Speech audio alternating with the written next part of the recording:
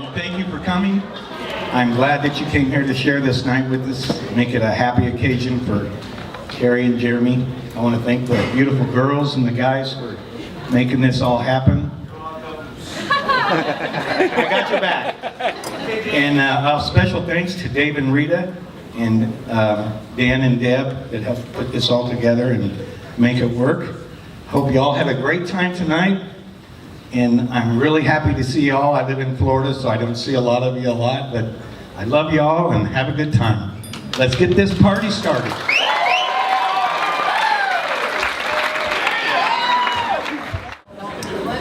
Hello, everyone. I'm Jenna. I'm Carrie's maid of honor.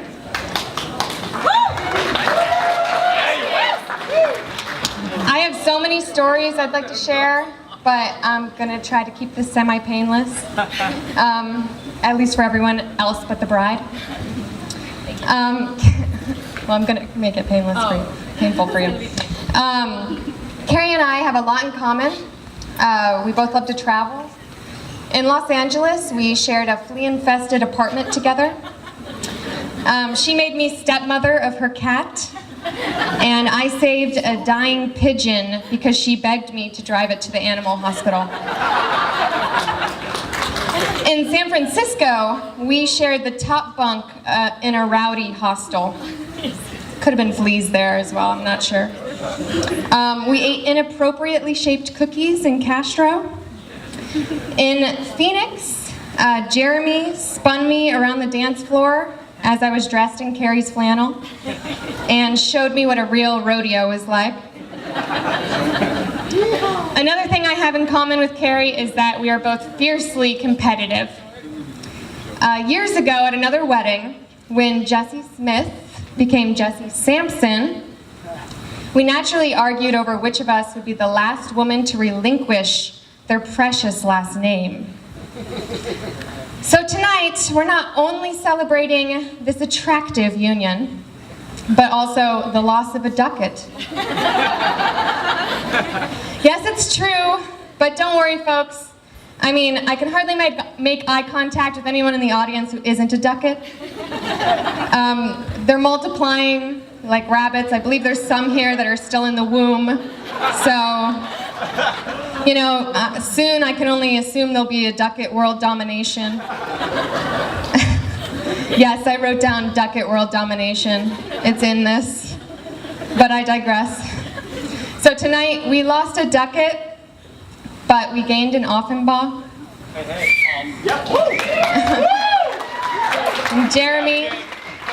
Jeremy, no one knows how to love my bestie more than you. So take care of our girl for us. And Carrie, I'm your biggest fan. And when you're ready, I'll accept a check. Would everyone please raise their glasses to Carrie and Jeremy? Congratulations, you guys. Yeah.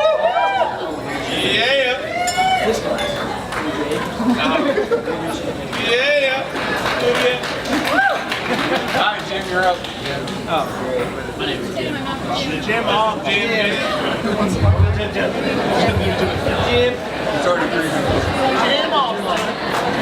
Well, I've got two nervous boys up here and some nervous parents, I'm sure, over there like, what's he gonna say? It's okay, I'll be good. I got a little buddy here that got married. Remember when he was born, 84, it was a good year.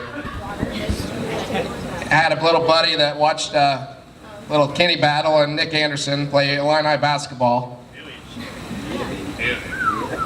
Been by my side, I've been big brother for a long time.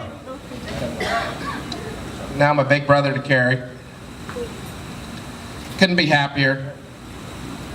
You know, when I met Carrie years ago, I just didn't know, because I was big brother, and I always watched out for him, but you know what? You guys, I couldn't ask for a better sister-in-law. I'll tell you what, everybody stand up. Let's raise our glasses to Jeremy and Carrie. It's their night. Cheers. Woo! Cheers! Thanks, Jim. Almost. Hey, is it ours we shake guys?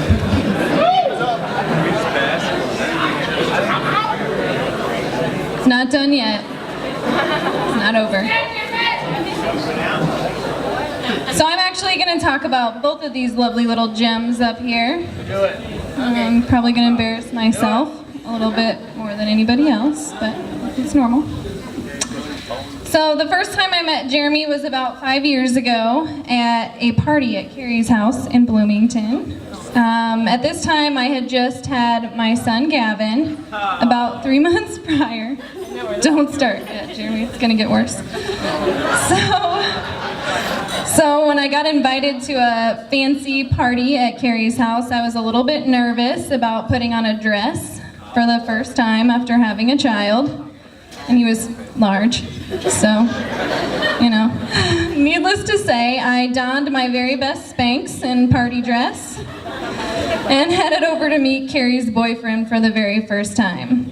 After indulging in a few, like 2 adult beverages, I quickly realized that my 24-year-old mom tolerance was much different than my 21-year-old college tolerance.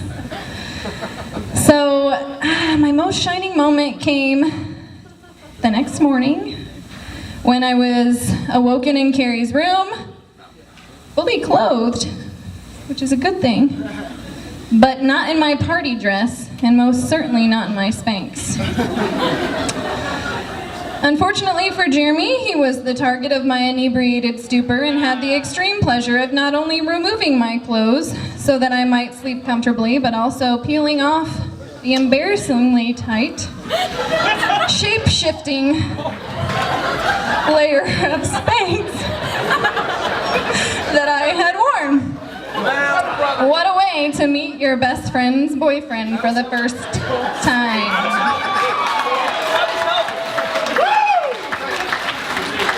Yep. Needless to say, we have little need for boundaries after that meeting. So, Jeremy, I love you in a way that's ridiculously inappropriate. And I thank you for being my son's godfather and my best friend's reason for smiling. Not done yet. I'm sorry, I'm one of those long talkers. Carrie's turn. But my introduction to Carrie didn't start quite out as hilariously. Carrie's was the first face that I saw when I moved to Shelbyville and started in 7th grade at Moulton Middle School as a terrified 12-year-old. She was walking down the hall with Miranda, and I remember seeing them and thinking, they look like they're having fun. I hope I can be friends with them. And for those of you that knew Miranda, she had on a cheerleading outfit. Never would have guessed that. But over the years, we all grew closer together. We started out as school friends and turned into lifelong relationships. But there are a few things that I have learned about Carrie that I'd like to share with you guys. Because sometimes it's really easy to be friends with Carrie, and sometimes it's really hard. It's hard to be friends with Carrie because she has perfect hair. Thanks for giving her that bowl cut in 2nd grade, Rita, because it scarred her for life, and now we all have to live up to these great hair expectations. It's also really hard to be friends with Carrie because she refuses to let us kill insects. Even if they're crawling all over us, we can't kill them, so sure, I'll sleep next to a family of beetles for you, Carrie. Sounds fun. And she is always making us laugh uncontrollably, whether it's with her random toe touches, Chewbacca wake-up calls, or descriptions of interesting morning breath. I'm sure that sounds like a good thing that she makes us laugh, but once you have a child and lack specific bladder control, it becomes less funny. But it's also really easy to be friends with Carrie. And it's easy to be friends with Carrie when you're 28 years old and you get to experience new cities, new locations, and new places with someone who can talk to anyone and immediately become their friend. Okay, it's easy when you're 23 and a new mom. Gavin ruined my emotional, I can't get to it. Just a second. And your new mom and your friends wait 24 hours to meet him with you. Thanks for that. Give me a second. It's easy to be friends with Carrie when you're 21 and you go on spring break together and you make some interesting, questionable choices, at best. Not me. No, never you. It was her. It's easy to be friends with Carrie when you're 18 years old and you call each other from college complaining about actually having to study for the first time. It's easy to be friends with Carrie when you're 16 and you're around this person who always makes sure that everyone feels involved and included. It doesn't matter who you are. And it's especially easy to be friends with Carrie when you are 12 years old and terrified. And the first face that you see makes it easy. So raise your glasses to the first of 3 women to forever change my life, and to the man who has 3 extra women in his. Right on, girl. That's it. I got.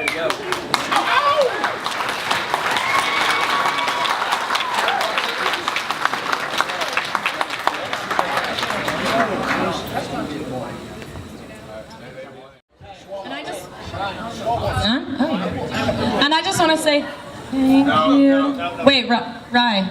Get over here, Rye. No, Schwa one. Schwa. Anyways, while I'm walking this way, I just want to say thank you for everybody for coming. I know a lot of people, you traveled from a far, long ways away. And thank you from, well, some are from Florida, some, there's some from other states. But I appreciate everyone being here. Looks like a great crowd. We have a great group up here. Thank you for everybody for coming. And here's Ryan. Well, Jeremy said anybody could speak, and I actually assumed all these chatty Cathys would have said something. My name's Ryan. I've known Jeremy for about 4 years. It didn't take that long for us to become pretty good friends. Pretty easy to be friends with him. Somebody who drinks Busch Light by choice. Somebody that we brainstorm Halloween costumes all year long. But I think I'll start with the bride. I just wanted to say, Carrie, you look beautiful. And I wanted to point out you're a woman of many names. There's Carrie. There's K-Duck. I've heard your friends call you Care Bear. And when you lose something, Jeremy, concerned but not noticeably surprised. Exhales cheese and rice. Carrie Nicole. Everybody's heard that line, I know.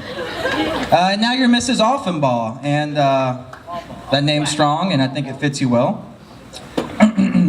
But I do have a few words of wisdom that I'm just throwing out there. You don't like them, just throw them back. But it's something I wish somebody would have told my wife when we got married.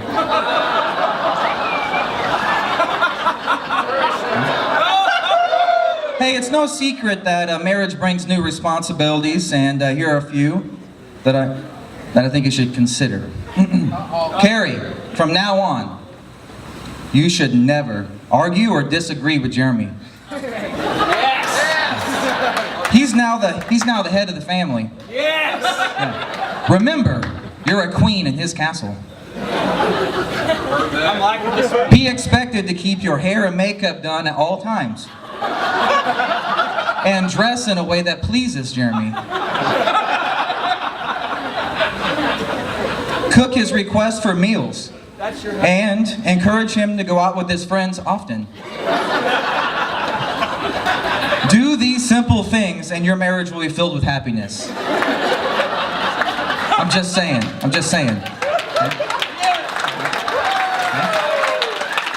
And as tradition would dictate, I would like to make a toast. If you will be as good a husband and wife as you are friends, you'll have a great life together. We want to say congratulations, good luck, drink up, and be merry to Jeremy and Carrie.